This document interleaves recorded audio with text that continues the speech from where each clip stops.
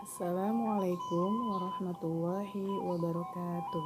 Wilujeng enjing sadayana, patepang deui sareng mislenia dina pelajaran bahasa Sunda. Hari ini kita akan belajar bahasa Sunda pada pengajaran 4. Kita mulai ya.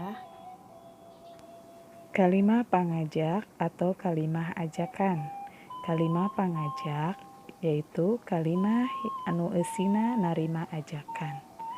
Kalimah pangajak dipungkas ku tanda panyeluk atau tanda seru. Kalimah ajakan aya 2, nu kahiji narima kana ajakan, nu kadua baha kana ajakan. Contoh kalimat narima kana ajakan. Abdi setuju pisan, saya setuju sekali. Baha kana ajakan, abdi mah moal tiasa dongkap.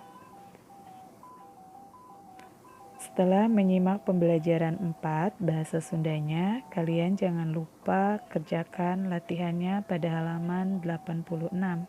Selamat mengerjakan, tetap semangat. Miss akhiri dulu. Wassalamualaikum warahmatullahi wabarakatuh.